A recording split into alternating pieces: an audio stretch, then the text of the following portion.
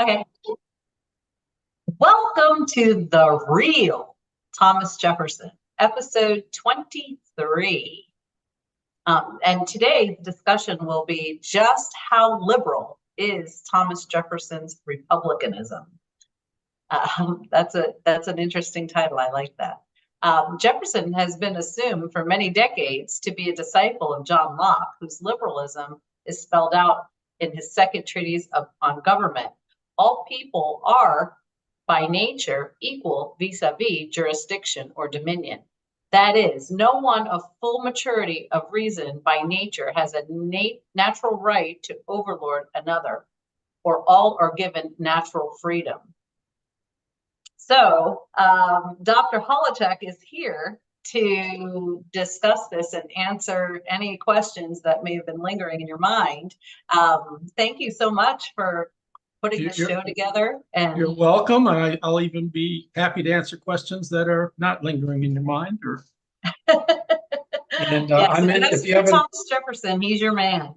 Figure it out. I'm in the Roman Senate today, so you should have worn a toga.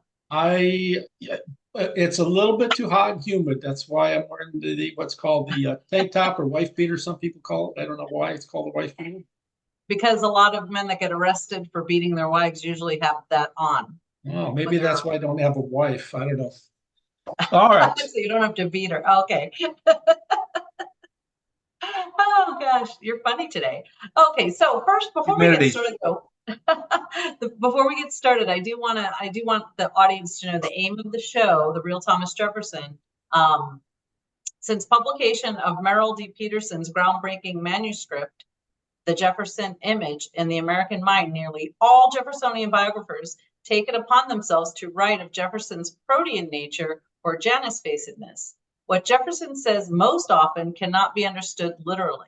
His prose must then be deconstructed, and so intuitiveness and knack are needed in preference to logical acumen.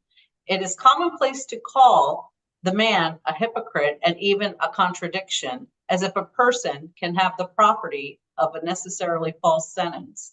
This show, The Real Thomas Jefferson, aims to dispel the myth Jefferson can be known, and logic, not intuitive and discretionary deconstruction, is the method.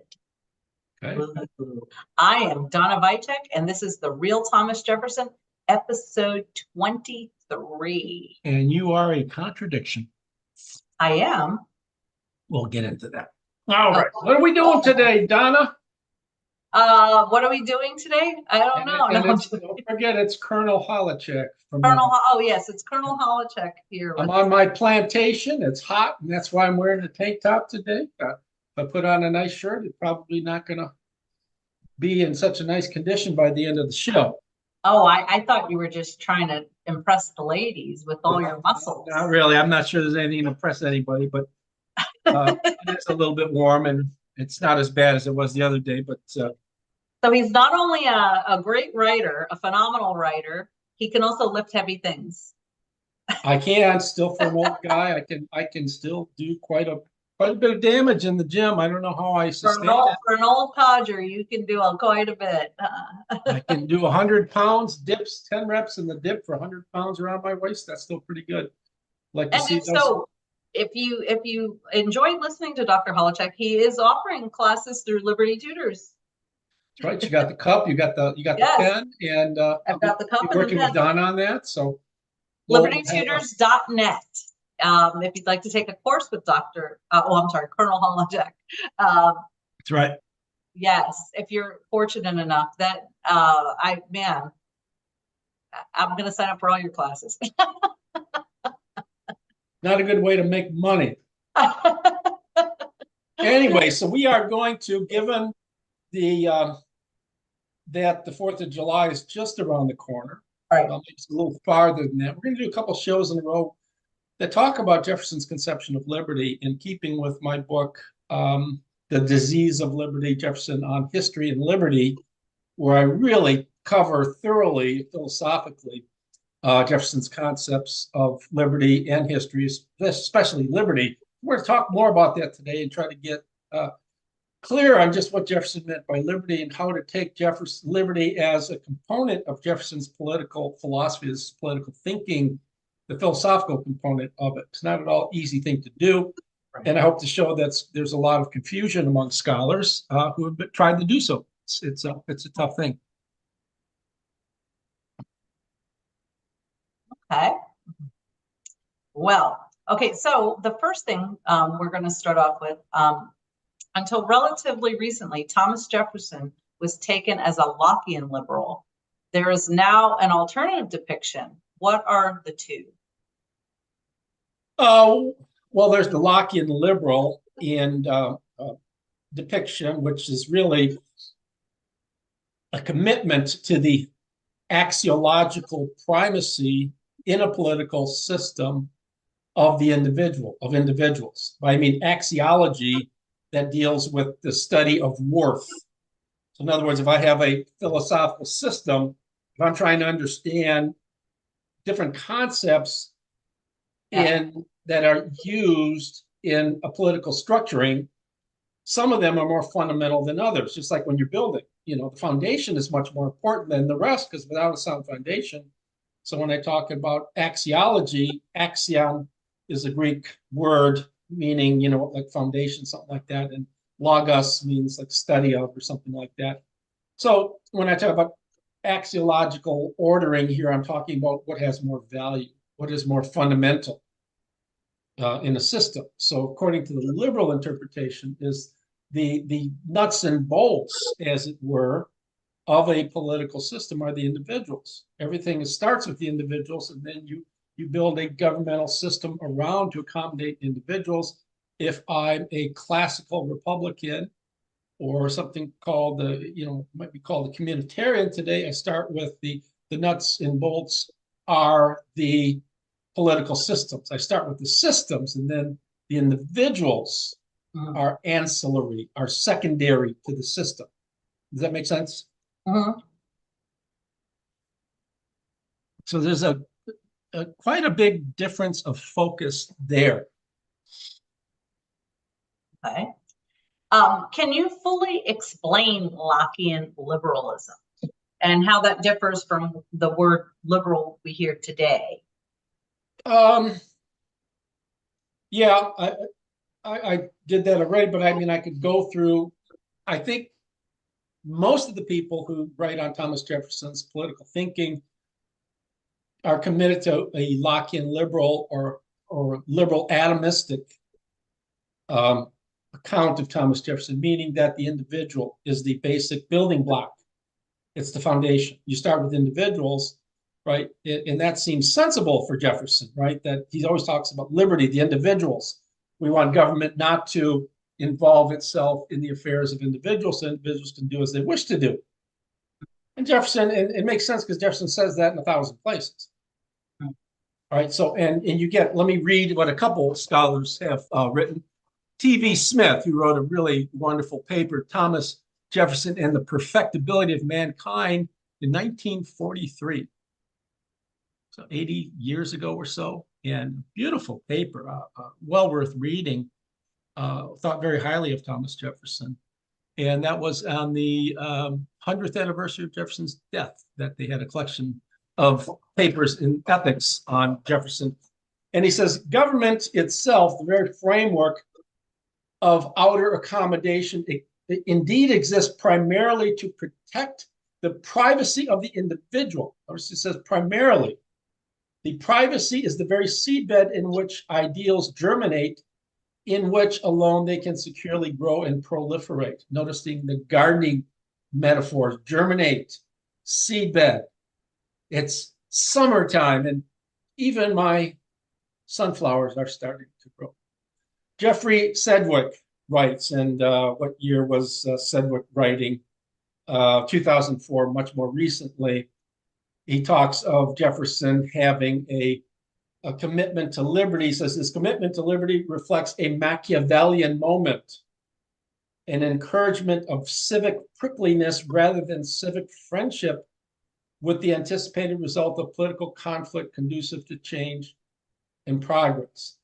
So the idea is for Jefferson, liberty is the right to withdraw.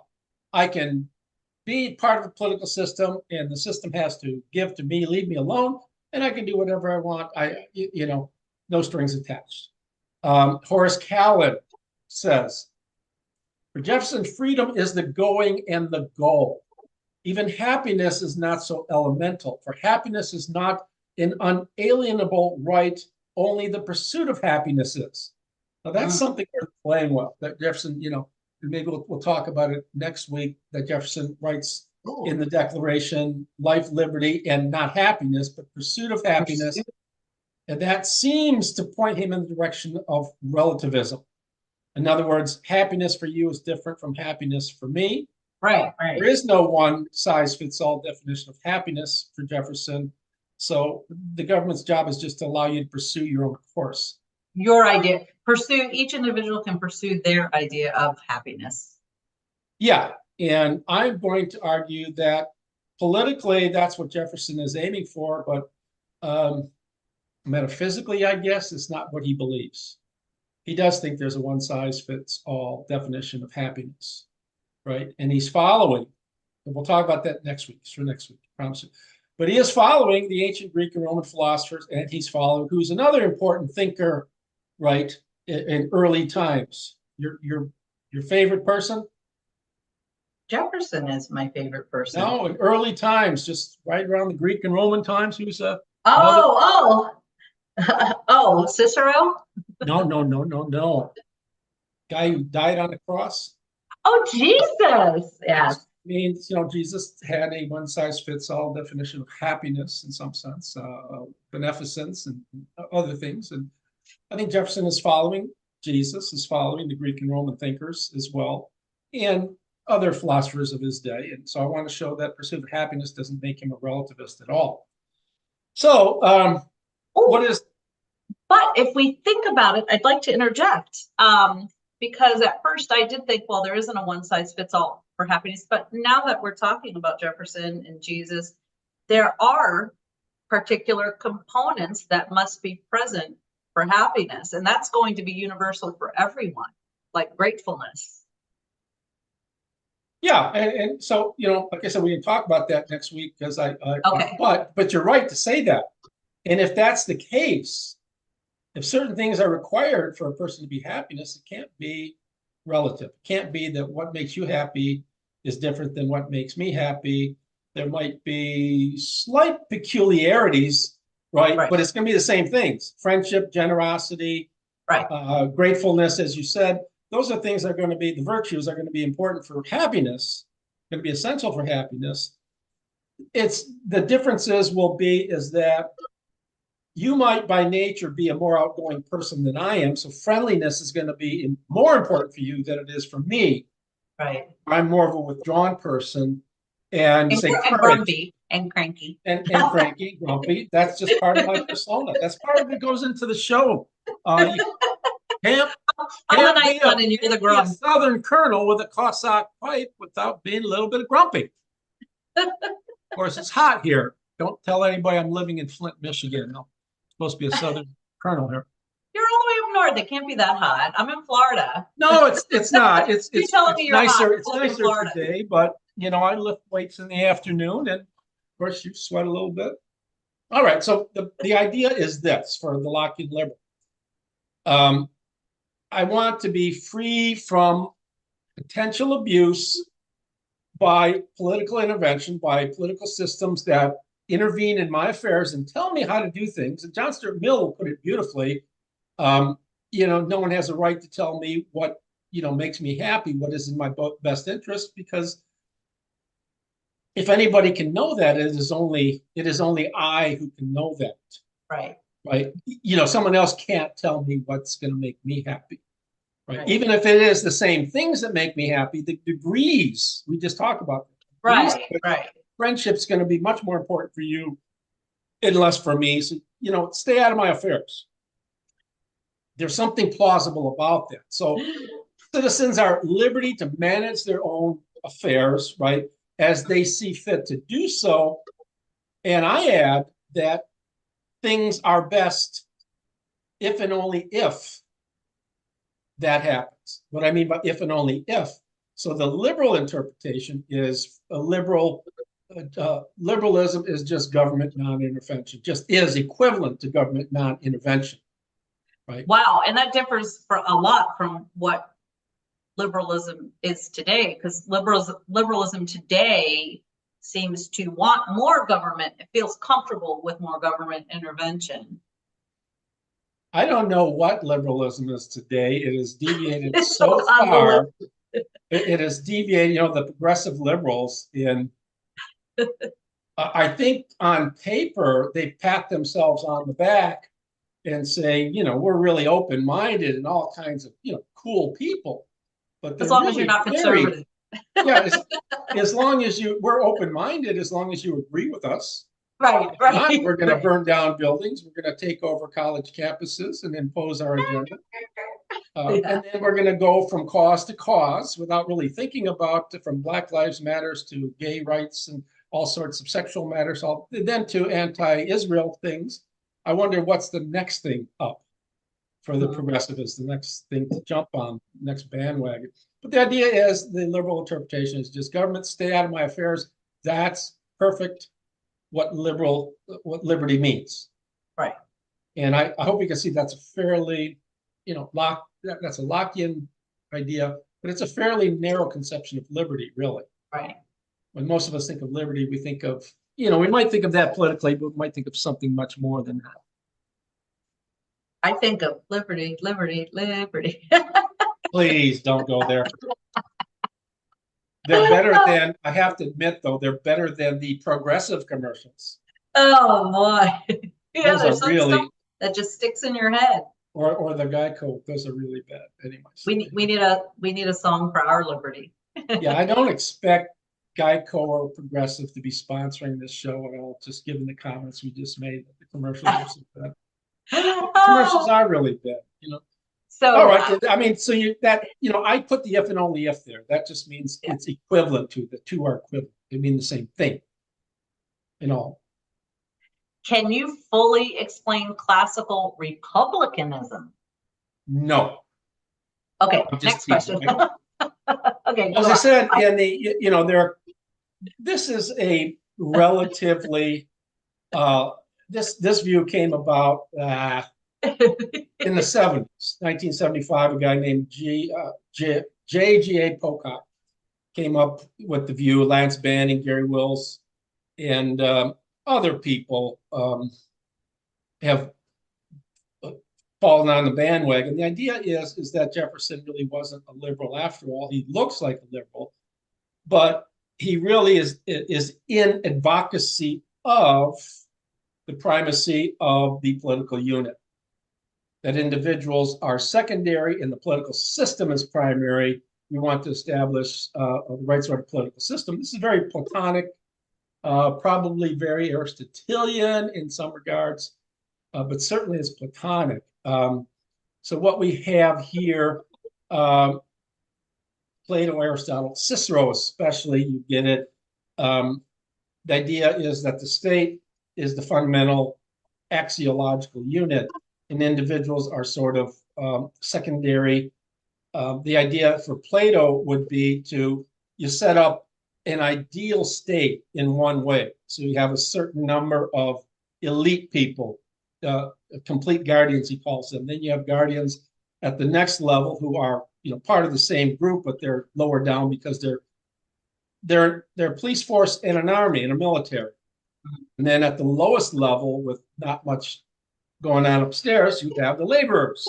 Mm-hmm. And Plato thought that you needed a certain number of different types of people in a society, and each one keeping to itself. If I make clothes, and I'm a clothes maker, I need to stay within what I do and do it as well as I can do it. If I'm a complete guardian, someone who rules the political unit, I need to rule as best I can, and that's probably going to mean that I'm not exactly living the best, happiest life for myself. So the system itself, Plato even says that. Socrates says that. I think in book 4 of Republic, if I remember.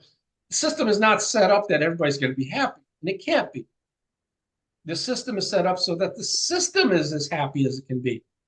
For a system to be happy, and evdaimon is, the Greek word, system can be happy. What Plato means is that the system is functioning well. It's a well-oiled machine. And that means certain people are going to have to put out more than others. Certain people are going to be probably pretty unhappy because they're going to have to work harder in that system to make sure that the system itself is functioning well. It's not a system that's worried about so much the well-being of the individuals as it is functioning the well-being of keeping the whole. The whole comes before the parts. Oh, okay. How's that? Very good. Okay, so you claim that the two views, inconsistent, are both wrong. Why is that the case? Well, you can, inconsistent just means, they both can't be true. Yeah. Right. Inconsistent is not the same as contradictory. Contradictory means if something is true, the other has to be false because it's just a denial. Right. If I say this is a fist, which it is, and someone says this is not a fist, those are contradictory views because both one is claiming that this is a fist, the other says it's not a fist. Right. To say that inconsistent views are things like to say someone is happy and someone is unhappy. Well, those are inconsistent, but they're not contradictory because I can be, if I'm not happy, I'm not unhappy, miserable, but I could be somewhere in between. Right. So the idea is that I take the liberal atomistic view, the Lockean Liberal view, and the communitarian view, or the Republicanist view, to be inconsistent but compatible. I think Jefferson is committed perfectly well to both views being true. Right? You can't have. He says in a number of places that the individuals are all important. Right. And the job of government is to stay out of individuals' paths and let individuals do what they wish to do. But I don't think by that he means that in a well-functioning, if you just let individuals do what they really wanted to do, it could be chaotic. Yeah. What prevents the chaos? And Plato says that in books 8 and 9 of his Republic, in democracy is complete chaos. What prevents complete chaos for Jefferson? Jefferson's moral sense.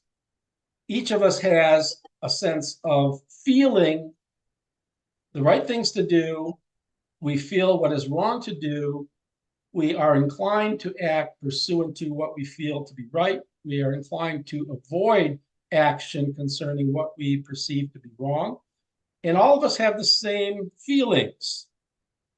Harming another person we feel to be an abhorrent thing. We just feel it.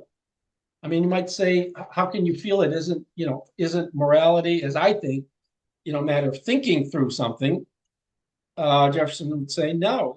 When you see, a robin with a broken wing, and some little boy comes up there and he pulls the wing off, and the bird just screams, you think that's wrong. You don't really say, you don't go through the motion. You feel it.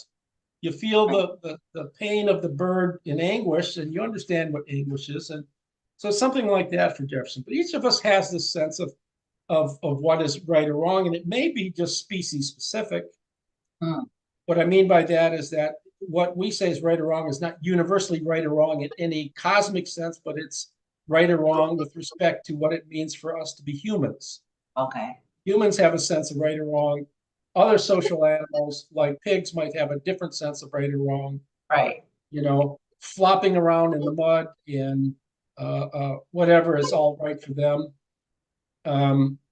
So that's what I mean by species specific. But I mean, so, in Jefferson, so I think the two are reconcilable. No one's really explained that. Let me read a couple quotes. Jefferson to Peter Carr, his nephew, 1787.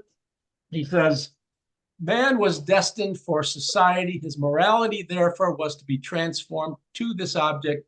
He was endowed with a sense of right or wrong merely relative to this. In other words, there is no right or wrong for an individual, just in a sense, being on his own, because individuals were not made by God to be on their own. They were meant to be gregarious or social creatures, following Aristotle. Right. Each person is a politikon zoon, political animal. He says to James Madison, I know but one code of morality for men, whether acting singly or collectively. He who says, I will be a rogue when I act in company with 100 others, but an honest man when I act alone, will be believed in the former assertion, but not in the latter. That's a commitment to authenticity. It's, you can't say for Jefferson that as it works for consequentialists like John Stuart Mill, that what I do in the privacy of my own home is okay. I can, surf for child pornography, for example, to use an extreme case. And there's nothing wrong with that as long as I don't act on it. Right. And Jefferson is saying something here. And if you look at other things, very consistent with what Jesus would have said or the Stoics would have said, your thoughts as well count toward your moral disposition. If I allow myself to indulge in certain thoughts freely, even if I don't, quote unquote, act on them, I still am that person. And that's what we talked about, why Jefferson, for being a completely moral person, he had to believe in God. Because even his God does not involve himself with the world, doesn't intervene in worldly affairs. Just knowing that the world was created by God and everything you see that's magnificent or not magnificent was created by this being, to not acknowledge that is a defect of understanding, which means you can't be completely moral without that. So other people like my friend Art Shearer, I think, are wrong to say you can't have moral atheism. So you have these notions of Jefferson that human beings are. I have one other quote. Jefferson, 1793, talked about his opinion of the French treaties. Right, when George Washington asked him to write about, we have the French Revolution going on, we have a treaty with the French. Are we obliged if, the king has been head chopped off and we don't even know what the next government is? Are we obliged to honor those treaties? And Jefferson says, yes. He says, I consider the people who constitute a society or nation as a source of all authority. In other words, the government is of and by the people. They're the ones that make the decision. The moral duties which exist between individual and individual in a state of nature, accompanying them in the state of society, and the aggregate of the duties of all the individuals composing the society constitutes the duties of that society towards any other. So in other words, in a state of nature, there are certain duties I have to other people, not in a sort of large social setting, but I have certain duties with respect to others and myself. Those are the same duties that play out in a larger social setting. Let's see. So that between society and society, the same moral duties exist as did between the individuals composing them, while in an unassociated state, their maker not having released them from those duties on their forming themselves into a nation. Compacts then between nation and nation are obligatory on them by the same moral law, which makes people who make contacts between individuals. So national contracts are the same as personal contracts. They're moral and morally obliging, but the idea is that, and I want to take that one step further. There's no real state of nature for Jefferson. A lot of people during Jefferson's day are talking about the state of nature. Rousseau, for example, when we're, hunting and gathering, we're free, right? And Jefferson would say something like, yeah, but we're still, look at the Native Americans, right? Hey, my book on the Native Americans, right? Hold it up closer and hold it up higher so we can see the title. I don't know. Oh, it's not coming out. It's, Thomas Jefferson. What happens when you have a fake background? Well, we got the picture, but it's called Thomas Jefferson, American Indians. Just came out early this week. But even Native Americans in the several tribes and thousands of tribes live in tribal communities. And in those tribal communities, there are certain moral duties that are obligatory upon them. And it sounds like to me it's that way with families too. Yeah, exactly. The family unit, the same thing, that the same responsibilities in a family relate to the same responsibilities of a person within a village or town, and then a state, and then the country, and so forth. So so the idea is, if I didn't make this perfectly clear, is that I have a sense of social duties that are just implanted in me by birth. So the whole notion that the object of government is to leave me alone, Jefferson does say that. But when I'm left alone, I don't want to be alone. I want to be a part of a social setting. And to do that, I have to act on my benevolence. I have to act on the virtues that I want to cultivate by nature, that are in me, that I feel. My love of others, my benevolence, my love of God, my love of friendship, generosity, my courage. Well, and that circles back to creation. We were created to be interdependent on one another. Jefferson thinks so, sure. So, but that also is the same with other social animals. Humans are not unique in that regard, because bees are the same way. Right. I was watching in my front porch, I have a lot of ants that are eating up the wood. Since I'm renting, there's not much I can do. But, it's funny to watch these creatures. I mean, some of them are carrying, I look closely, you're carrying a dead ant. So they have a sense of something happened here that needs to be either mourned or rectified or something. They're tremendously, in some sense, if only intuitively intelligent, but it's really kind of interesting to watch how they socialize, how they interact. They'll stop, a small ant goes to the larger ant, and smell or sniff each other, and then they go their separate ways. Yeah. If we can only be like ants. Okay, so you call your view liberal eudaimonism. Tell us what that is in 10 words or less. I'm joking. Yeah, well, we have time. Well, you have liberal, liberal comes from the notion. We still have another question, so keep that in mind. Well, I don't think these questions will take much. This one, okay. Liberal means government non-intervention in your own affairs, and sort of freedom to act. Let's use a different dimension of liberal. The freedom to act and the freedom to make choices. I'm free to choose. Okay. Okay, that seems clear enough for most people. I mean, I don't want to get philosophically, do we really have free will or not? That's another question. Eudaimonism comes from the Greek, the EU-L in Greek, and daemon. Daemon means a lesser god. And EU-L is good. Literally means something like good God. And it gets translated as happiness. In early Greek thought, that meant something like having a good God in me or being blessed by God. They tended to think that early thinkers, Sophocles, Hesiod, and others, that I'm not so much in control of my affairs, but the gods sort of put me in a position, and they either favor me or disfavor me. And if I'm, if God favors me, I'm evdemo. I have a good God. I'm God blessed.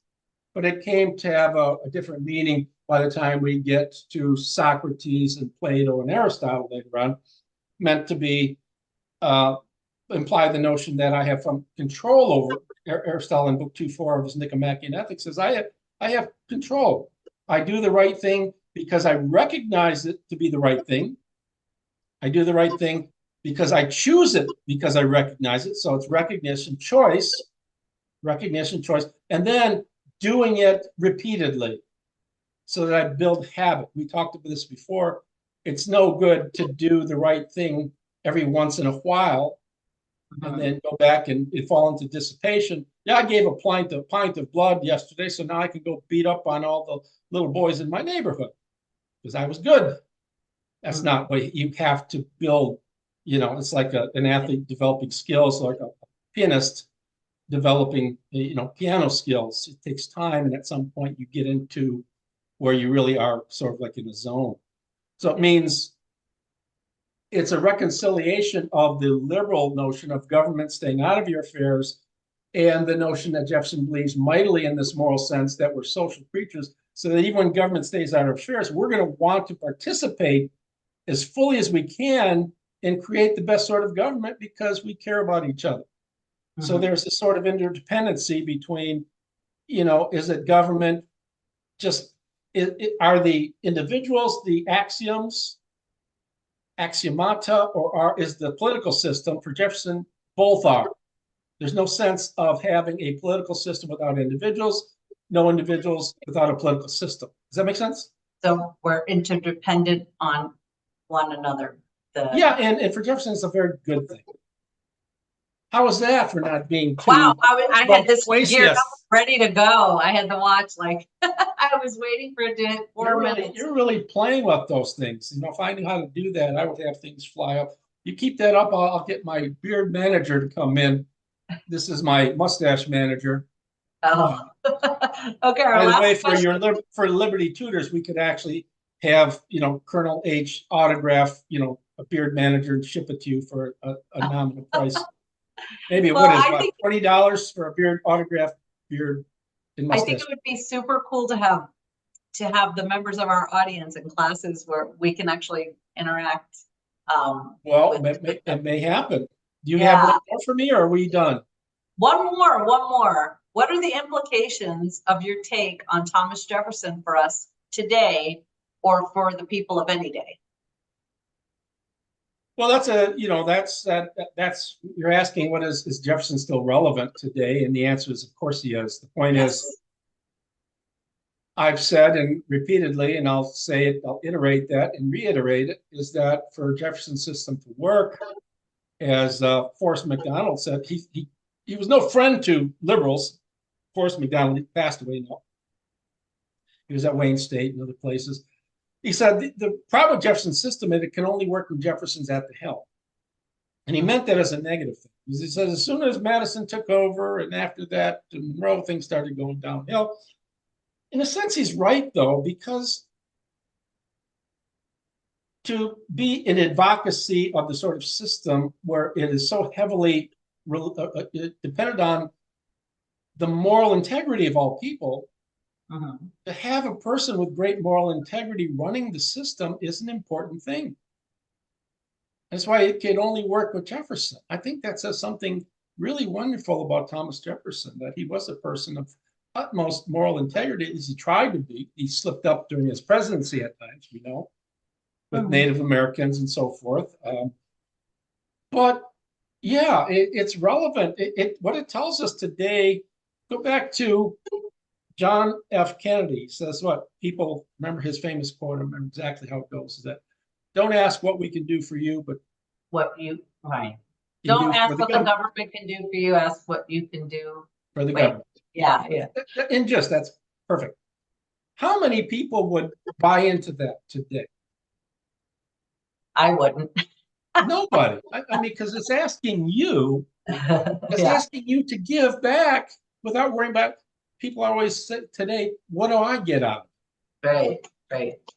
Right. And that's the problem with this Lockean liberal interpretation. If government's just there for individuals, and if individuals really aren't morality abiding people like Jefferson thinks, then things could be rather chaotic.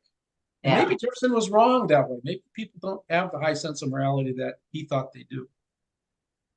That could be a problem with the system. It requires that people have a sense of right or wrong and do care about other people and do care about the system. Right. It's like riding a bike to death. If I love the bike and I keep riding it hard and not worry about it, does your watch fall off your arm or something? No, we have less than a minute. I understand. We don't have much else to say, though, do we? You have not much else to say? No. Mark, I got my knife here. Be careful. It's our new national holiday. Coming in. Colonel Holowchak doesn't have much to say. There we go. I just might cut that. You never know. You're going to cut it out of the video? No, I won't cut it out. I'll let you get your jabs in if it makes you feel better. Teacher Donna. All right, I think. Hi, Colonel Holowchak here. Hope you enjoyed that video, Jefferson's Liberalism. If you'd like an autographed copy of a book that just came out this week, Thomas Jefferson on American Indians, can arrange that. Just contact me at mholowchak@hotmail.com. That's MHOLOWCHAK@hotmail.com. Or perhaps more relevant is my recently published book, The Disease of Liberty, Thomas Jefferson, History and Liberty, a Philosophical Analysis. I go into great detail on just what Jefferson meant by liberty, and he meant certainly many things. So again, if you'd like an autographed copy of that, please contact me via email. That's again at mholowchak@hotmail.com. Or if you'd like me to come to speak at your place of business, academic institution, or if you'd like me to speak via Zoom, contact me at mholowchak@hotmail.com. Thank you, and TTFN.